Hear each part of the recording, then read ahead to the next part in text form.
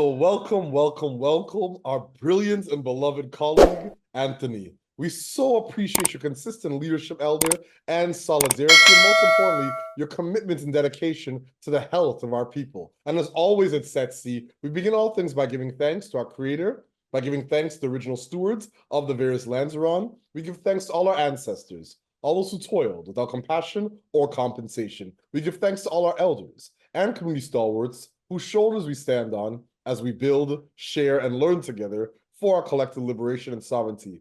So, Elder Anthony, can you please introduce yourself to our listeners and viewers and share a bit about your remarkable work, sir? For sure. Thank you, Victor, and really appreciate the opportunity to speak to you today. And of course, acknowledging the work of the ancestors and everybody that came before us. So my name is Anthony Henry, and I'm president at the Walnut Foundation. We are a men's health support group. And the impetus for the group actually started around issues around prostate cancer. And our co-founders, Dr. Winston Isaac and Simon Samuel, who decided, we went through a lot here. There's a lot that's not known, that's not shared. And so the impetus for the group was to end this whole issue around silence on prostate cancer in Black communities. The group has morphed somewhat over the years, where we are now looking at not just prostate cancer, but other men's health issues as well. Thank you so much. I really appreciate that context and sharing the background, the history of the remarkable elders and stalwarts that actually found the organization, and the way you and your colleagues are now stewarding the work that they started. And once again, providing some scope in terms of obviously the origin narrative of prostate cancer and branching out to greater depths of men's health. So my next question is, what's inspiring you right now? What has you curious, or what's keeping you up at night, sir? Well, what inspires me right now is that, the community appears to be, embracing the work that we're doing. There is a buzz around this whole issue of men taking responsibility for themselves, for their health. And, this is a cornerstone of building a resilient Black community. The health of our men is key as a part of this whole process. So what are some of the challenges and barriers you and your colleagues are facing? And what are some of the approaches you're taking to overcome some of these challenges and barriers? Some of the challenges are around misinformation about what is prostate cancer and how it should be treated, how this whole disease should be dealt with on there. So that's a big part of it. So that's one. For the Walnut Foundation, in terms of where we're at today, I would say a big challenge for us is, around the whole issue of a support system to keep the organization resilient and sustainable long-term. Incredible. And sustainability is so important when you're providing such an important essential service to some of the most marginalized and vulnerable men within the country when it comes to health. So are there any stats or statistics that are just really appalling when it comes to men, or especially Black men, related to prostate cancer that you'd like to share or amplify to our listeners and viewers? So, with prostate cancer in particular, we know globally that the death rate per 100,000 is 7.7, right? Whereas when you look at predominantly, African countries, and Caribbean countries, particularly Caribbean and West African countries, the death rate is more in the range of, high 30s to 40 per 100,000. Big difference from 7.7. And then you have the issue of the medical establishment saying to us, well, you guys have a higher risk and incidence for this disease and deaths, we are 76% more likely to be diagnosed with prostate cancer and 2.2 times as likely to die from this disease. Our position at the Walnut Foundation is that it's not good enough to tell our men, you guys are at high risk, and then just leave us alone. So the things we've been working on and developing is a way to counter that narrative, right? Because, if we're twice as likely to die and no one is putting dollars into research or putting, resources into education, or resources into things like screening, earlier screening, right? Then we have to, call the system to task on these issues, right? So we have to own these issues. We have to advocate for ourselves. We have to do things to counter the statistic, The recommendation is that for the broader population is that we start screening for prostate cancer through the PSA blood test at age 50. But if you are from a high-risk group like or Black brothers, or we have a family history of prostate cancer, then we want to be starting screening earlier, like at 45, and preferably at 40. So that's the issue really on there. We have to develop mechanisms and solutions and engage the system on these issues. No, that's very helpful, sir. My next question is, what can men do? If you're 40, 50, 60, and you've been screened, is there a cure for prostate cancer? Is the way that you can slow it down? I know that many men are navigating their PSA score. What can be done? One of the ways we're countering that is, yes, through research. So research helps. So we need to get more dollars into research. That's certainly one part of it.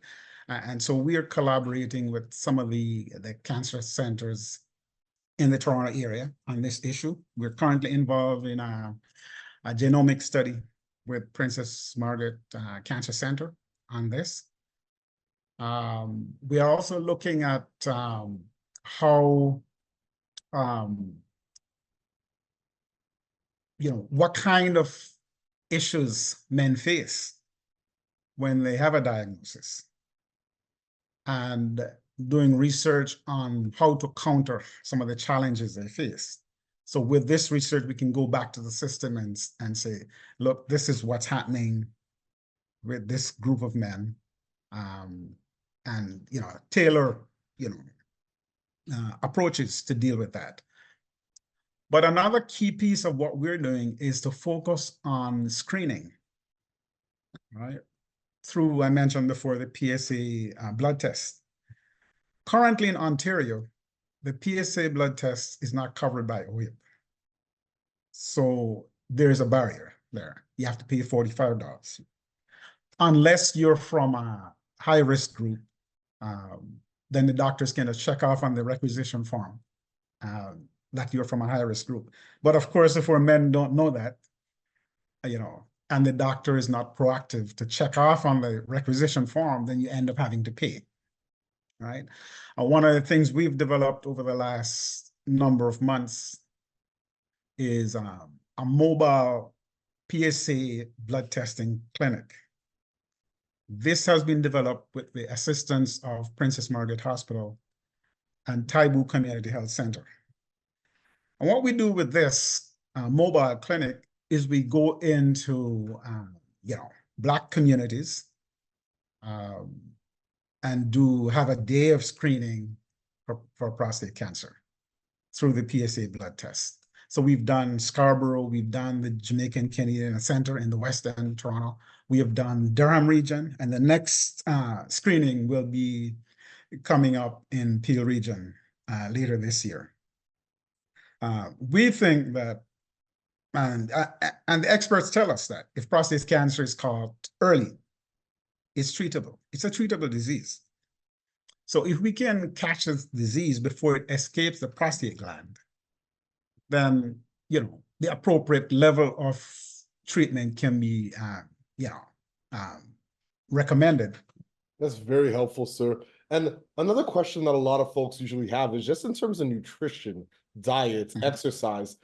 Are those some of the things that you can do? I know that I hear a lot about eating tomatoes and certain vegetables are helpful. But are there any nutritional ways that you can approach this disease? Actually, that's one of the issues that we've dealt with in some of our seminars. We had at our conference last year where we had Dr. Stacy Loeb. She's one of the top nutritionists from NYU University. And she came in to speak to us about nutrition and, how that could help someone who is facing this issue, and just nutrition in general. So that's a key piece. Nutrition is certainly important in terms of slowing the growth based on the information, the body of evidence that's out there. Another piece, of course, is exercise. And we've also brought in experts to talk about exercise and, getting your body up to strength to ward off disease. And by the way, exercise and diet, these are things that not only help with prostate cancer, but heart health, general health, right? So exercise and diet is always an important component.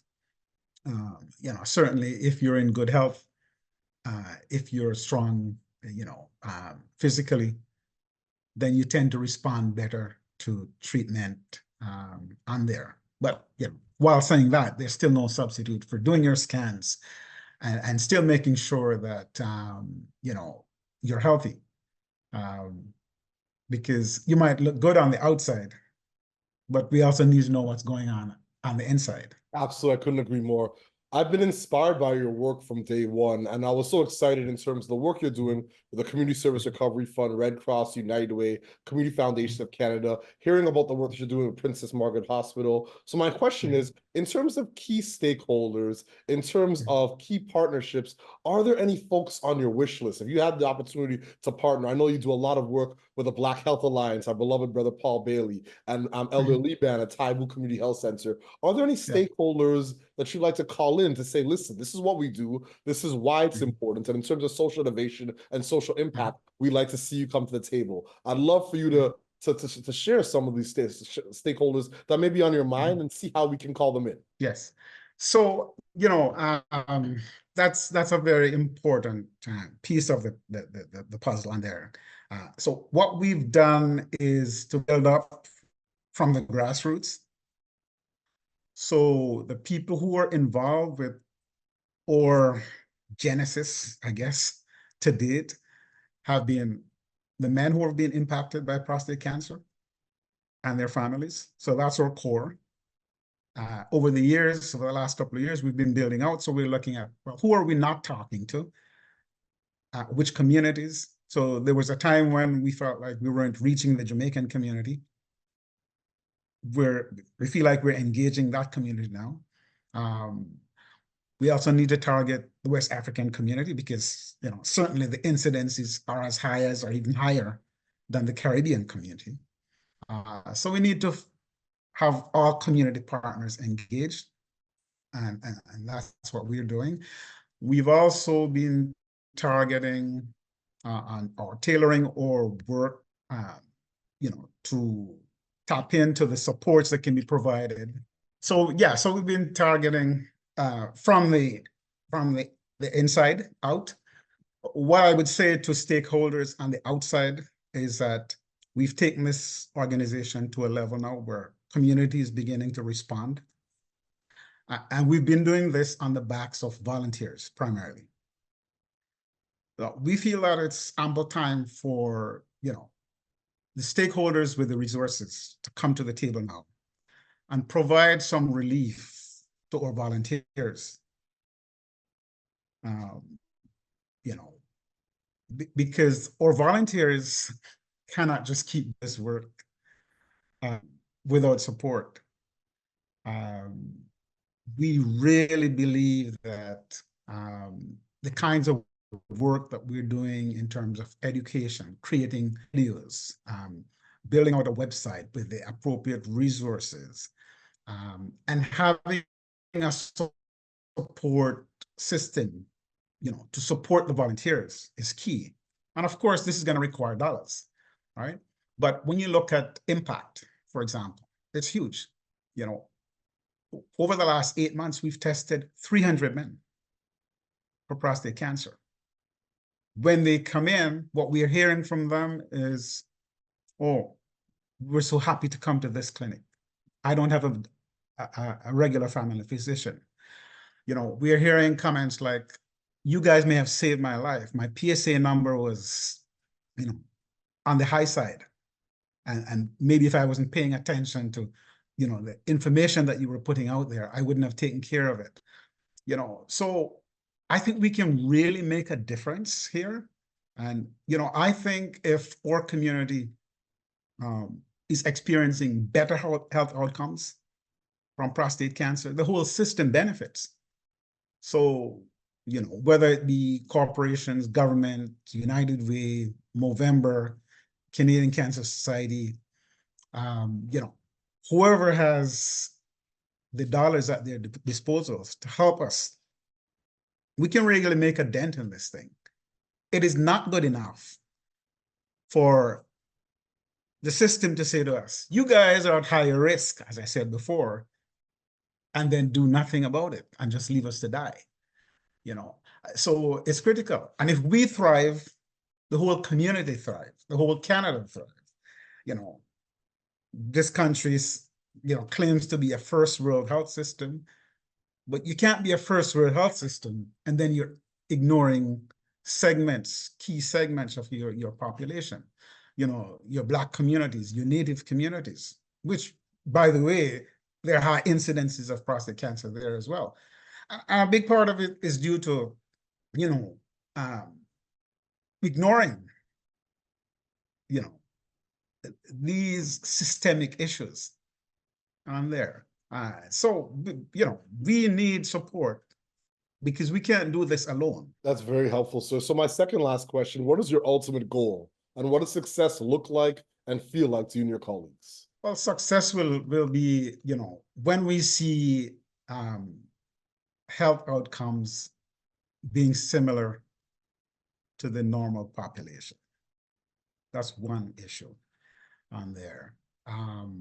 In terms of, where I see us going, I think as I said before, we need to have a strong operating arm supporting the volunteers.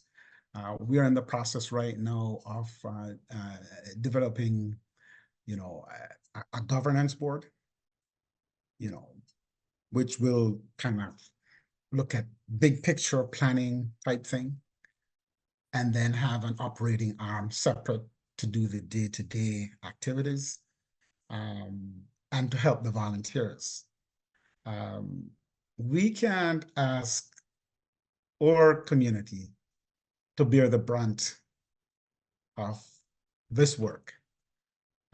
We are part of the system. We pay tax dollars into the system. We are a crucial part of the system.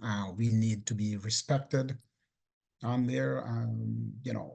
Why should we bear the brunt of the burden to fix this problem? This is a Canadian problem. It's a global problem. And so I think, it's important. So we're doing what we can to help this issue. We're doing things on the screening front. We're doing things in terms of education. We've created a series of 13 videos to help educate community. This was done through the knowledge and expertise of some excellent young people in our community,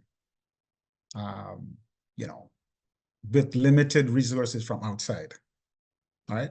We're doing this to say that there are things that we can do. In other words, we're building it and we hope the system will start to take notice and start acting and supporting some of these initiatives. So I talk about the videos, a better website. I talk about the our governance structure. That's improving. I think what we're doing here can then be, scaled and brought to other parts of Canada, because I think we have a winning formula here. The community is beginning to respond. Like I said before, we've tested about 300 men over the last 7-8 months. That's key. The education piece. We have our walkathon coming up on June the 1st, next Saturday. We're trying to raise about $100,000 to do some of this work. Another key thing that we're doing as well is, when we engage with the healthcare system, or men are telling us they don't see a Black urologist. That's a problem. In the whole greater Toronto area, there's one Black urologist, right? So one of the ways we are tackling that is to set up endowments at the medical schools, so we can engage and nurture the next generation of medical professionals, especially in the specialty fields like urology, right? So we have one endowment currently set up at Temerity Faculty of Medicine, U of T. And we're looking to add a second one at the Toronto Metropolitan University Medical School when they move to Brampton later this year. So these are some of the things that we're doing, and some of the initiatives that we think need support, need the engagement, need all hands on deck, to make for a more resilient Black community. That's incredible, sir. I really applaud your leadership, your tenacity, and the sheer self-determination of your work. And as always, at SETC, we would like to ask you if you have any closing thoughts or calls to action for our listeners and our viewers in our community of practice. Yeah, so, we're hopeful people, and thanks for giving me this platform to speak. Appreciate it. We cannot think just about problems. We have to think solutions. And that's what we're doing. So the education piece is key. The looking longer term at the getting medical professionals who represent us, who understand us, that's key. And so all this work demands your support, and yeah, that's basically it. So thanks everyone who've supported to date, and let's all be a part of this conversation around prostate cancer in particular, and generally men's health. Because that's how we build more resilient communities. That's beautiful, sir. One of my elders always tells me we need to make the spear less convincing and hope more concrete. And I think you're bringing hope to many. So I really applaud your leadership once again, and your commitment to our brothers and sisters and to our elders and communities. And as always at SETC, we close the way we began this conversation, this interview, by giving thanks to our creator, by giving thanks to the original stewards of the various lands around. We give thanks to all our ancestors, all those who toiled with our compassionate compensation. We give thanks to all our elders and community stalwarts whose shoulders we stand on as we build, share, and learn together for our collective liberation and sovereignty. Thank you so much, Elder Anthony. We appreciate you. Thank you very much. Thank you for having me on.